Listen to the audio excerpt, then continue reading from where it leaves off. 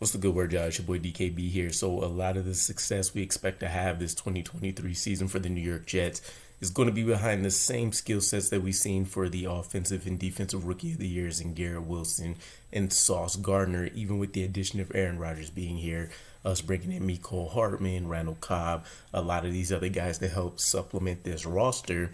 We're still looking at these two critical building blocks for us to continue their progression in their NFL careers to kind of propel us forward. So a lot of what we've been hearing recently is there's going to be a sophomore slump. They didn't hit the rookie wall really, and so now the next thing out there is going to be sophomore slump. They're going to take a step back. We're not going to see as productive seasons from them, and all of that's realistic, right? For rookies, more so for Sauce Gardner than it is going to be for Garrett Wilson. You've seen some exceptional performances that you don't see from guys that've been in the league for 6, 7, 8 years. So Garrett Wilson's up there in the record books, definitely in the New York Jets lore, but in the NFL as a whole, he's just a tad below what you've seen from performances from Justin Jefferson, Jamar Chase, guys like Devontae,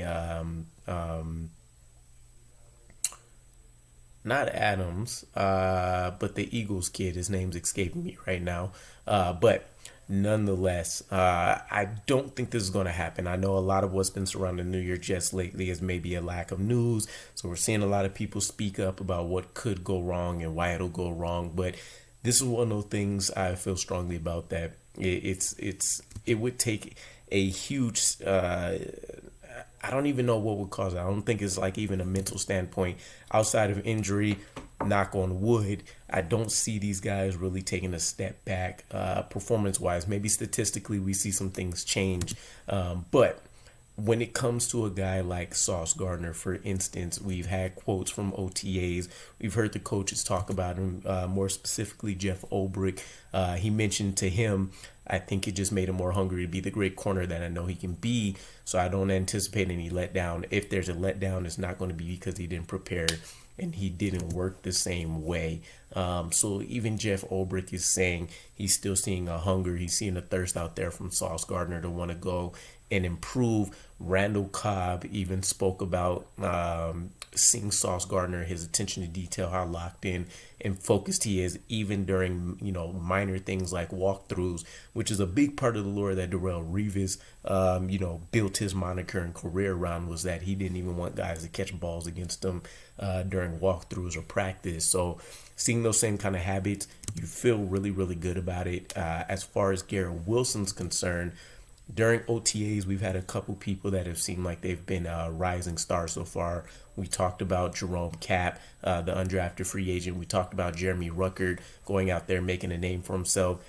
Fullback Nick Bawden's actually been making a bit of noise. And then the guy that's been at the top of that pillar, according to the team, and at least some of the reporters that are catching things above everyone else, is Garrett Wilson. Specifically, it was mentioned that he's arguably the most active player on either side of the ball in OTAs. He's caught multiple passes. We've seen some diving catches, some sliding attempts between him and Zach Wilson. Keep in mind, Aaron Rodgers has thrown to Garrett Wilson maybe once or twice during OTA so far since he's had that calf injury concern. And I know he was back out there Friday.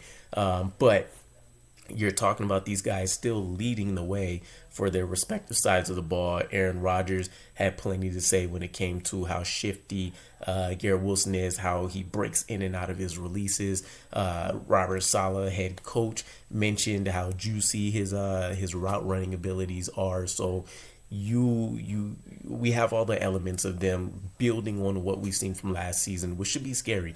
Keep in mind, Garrett Wilson topped 1,000 yards and 4 touchdowns with terrible quarterback play from 4 different quarterbacks. So to see that he'll be having a consistent presence in Aaron Rodgers, there's not going to be as many missed routes or at least missed throws to open receivers, different things of that nature. You feel really excited about what he can do now. All of that said, to at least speak to both sides of the things, when it comes to some of the weaknesses and stuff that people point out from the rookie seasons, you take a look at a guy like Garrett Wilson.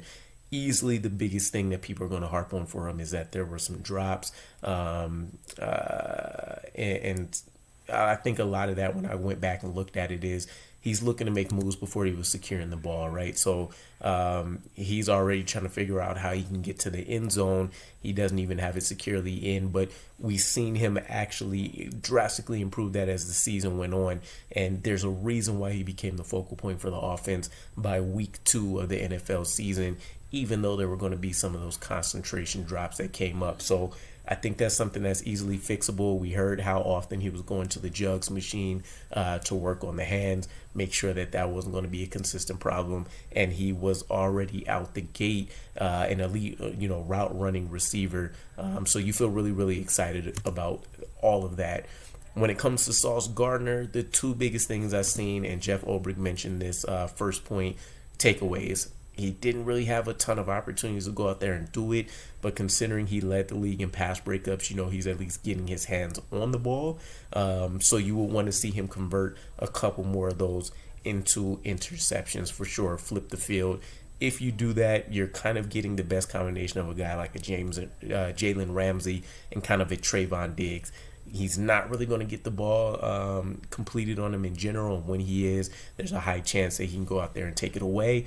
That's going to get you the ultimate number one cornerback in the league.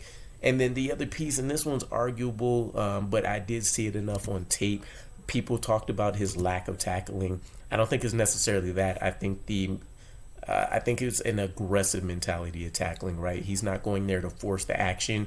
He was kind of, you see him in many cases kind of being like a safety net. If the guys in front of him didn't complete it, then he was going to chip in and make sure that he got his guy down. But I just think that's a mentality thing. He's looking to make sure he locks down his man. He's not necessarily expecting to have to be involved in plenty of tackles coming downhill like that. But that's something you can definitely see him improve on.